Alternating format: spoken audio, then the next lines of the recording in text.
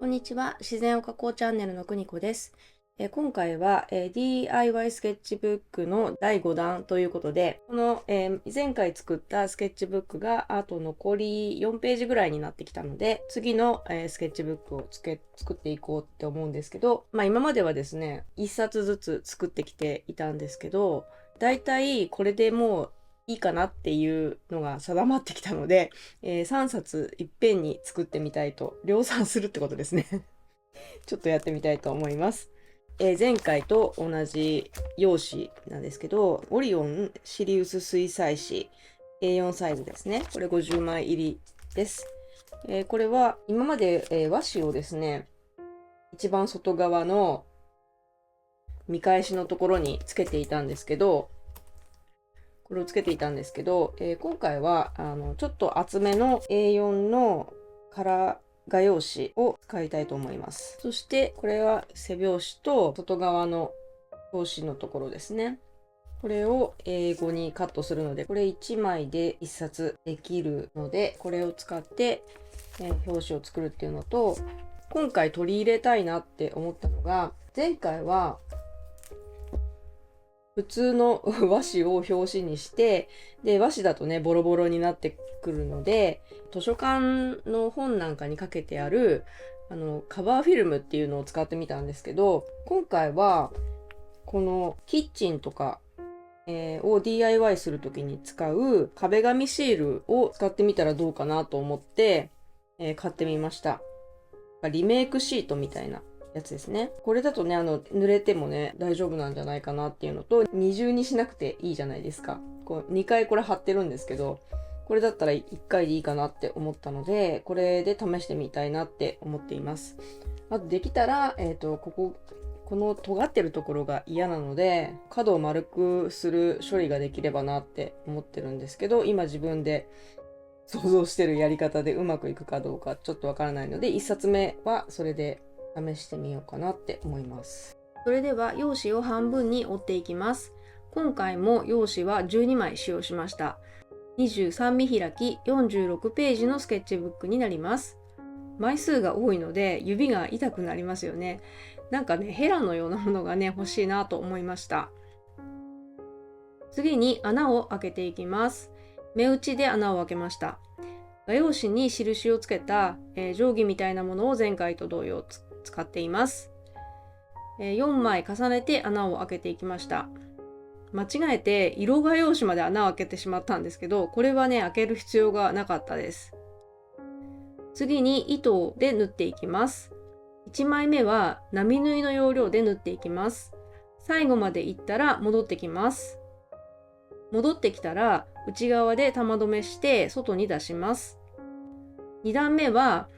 下の糸を右から入れて左側から出して穴に戻ります。3段目は、1枚目と2枚目の間をくぐりながらチェーンを作るように縫っています。あとはその繰り返しで12枚縫います。3枚目からは曲がった針を使っています。下手の長いと上手の濃いとという言葉がありますよね。長い糸を使うと扱いが難しくて、逆に短い糸を使った方が上手に縫えるという意味なんですけど、私は今日までずっと下手な長糸、上手な小町だと思っていました。中学校の頃かな、家庭科の先生がおっしゃってた記憶があって、ずっと小町は待ち針を細かく打つことで上手に縫えるんだっていう風にね、教えてもらったっていう風に記憶してるんですよ。先生がアレンジして生徒に教えていたのかなっていう風に思います。糸がなくなったら内側で玉留めを作り、外側に出し糸を切ります。で、新しく玉留めした糸を同じ穴から、入れて縫い始めていきます。これはですね、背固めをしています。本体の背にボンドをつけています。はい、背固めをしている間に他の材料をカットしていきます。カットしやすいように細い部分が外側に来るように印をつけました。次にカットしていきますね。溝ができたらだんだん力を入れていくっていうのがコツですね。そしてここが今回のポイントなんですけど、厚紙の端を丸くカットしたいと思います。枝切りバサミを使用して大体の形にカットしてヤスリで整えました。角丸という商品を見たり、業務用のね、専用の丸く角を取るカッターをね、買おうかななんて考えていたんですけど、これは自分のスケッチブックで売り物ではないので、私の手が当たって痛くなければそれでいいので、この方法にしました。表紙用のリメイクシートをカットしました。で、問題はですね、これをどうやって厚紙に貼るのかっていうことですよね。ちょっとね、カットしながらまだ悩んでいる状態ですね。寒冷紗をカットします。花切れもカットします。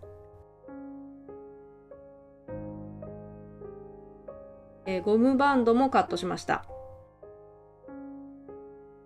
これは見返しと本体を薄めのボンドで貼り付けています。ちょっとこの工程も間違えていて、本当はこの段階でまず背側、画面右側ですねにボンドを貼り付けて、で左側を貼るという前回の動画の方法の方が良かったかなと思います。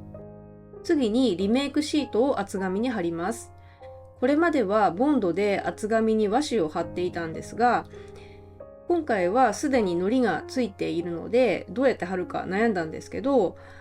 上側半分をめくって下側をガイドに合わせて厚紙を置いて剥離紙を下に引っ張りました。シワにならずに貼れたのでこれで良かったと思います。角については、細かくハサミでカットして、で少しずつ厚紙にくるんでいくような感じで貼っていきました。次に花切れと寒冷紗をボンドでつけました。外側のカバーにゴムバンドをつけました。3.5 センチくらい内側につけています。ちょっと引っ張り気味にしてクリップで留めてから貼っています。はい、では、本体にカバーをつけていきます。まずハードカバーの背と表紙の間に遊びの部分があるんですけど、ここにボンドをつけます。形が崩れないように気をつけました。はい、これはね、こんな感じで背の部分とこの表紙の部分との間に遊びの開くためのね、遊びの部分があるんですけど、そこに竹ひごを挟んで、中にボンドが今ついているので、それを今固めてる状態なんですけど、間がこう開いちゃわないように、こんな感じでクリップで留めて、しばらくちょっと1日ぐらい置いた方がいいですかね。完全に固まるまで置いて、で最後、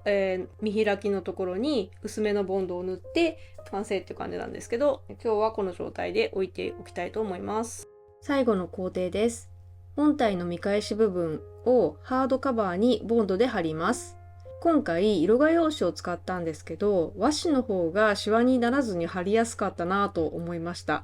和紙ってね、なんか一見弱そうっていうか、なんかすぐ破れちゃいそうな気がするんですけど、結構丈夫なんですよね。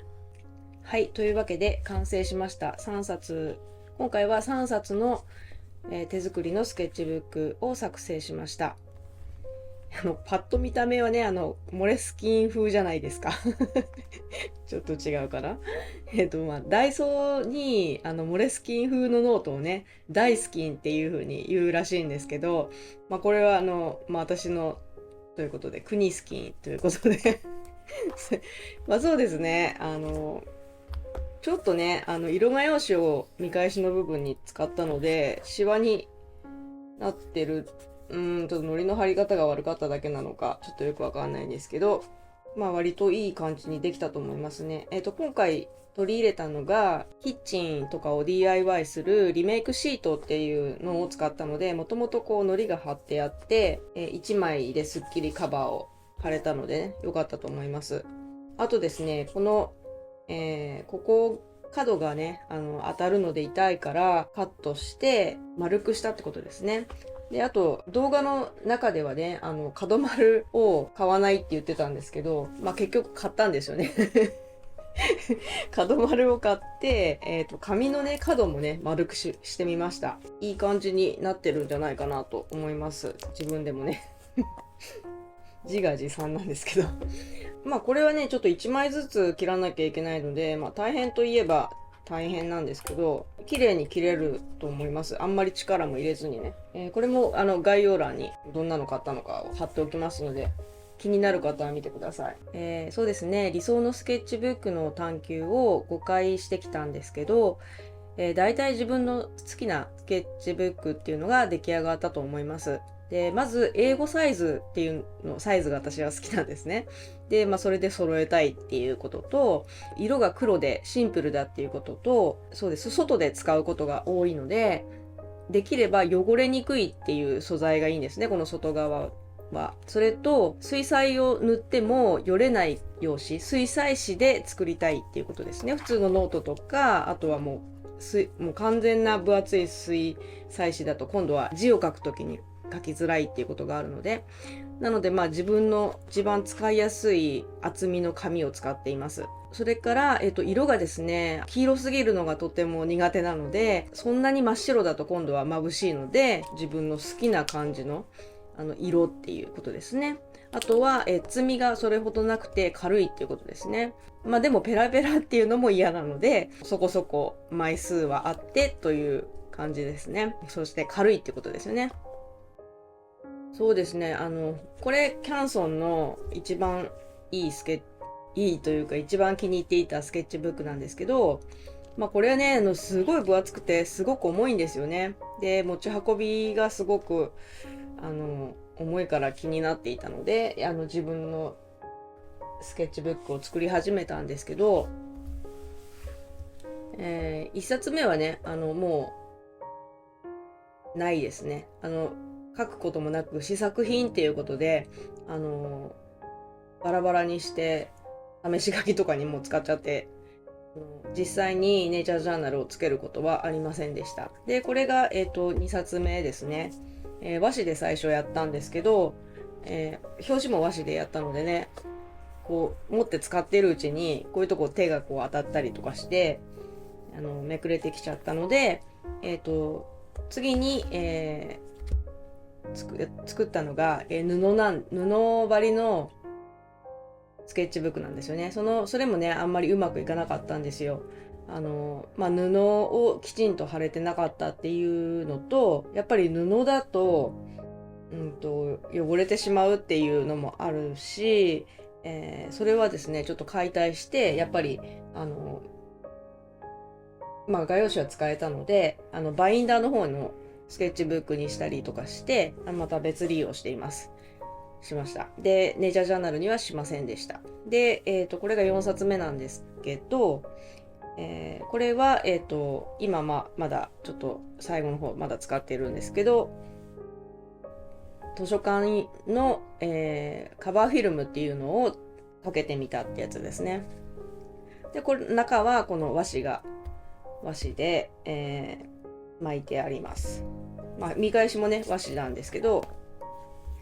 で、今回は色画用紙を見返しに使ったっていうのと、リメイクシートを外に使ったっていうのと、角を丸くしたっていうのがポイントですね。まあ、いい感じにできたんじゃないでしょうか。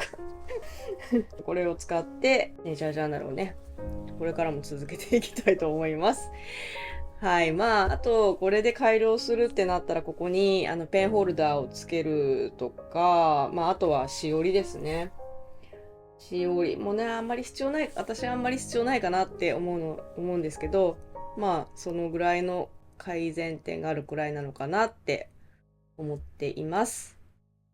はい。というわけで、今回も最後までご視聴いただきありがとうございました。チャンネル登録やいいねもお待ちしておりますので、よろしくお願いいたします。それではまた。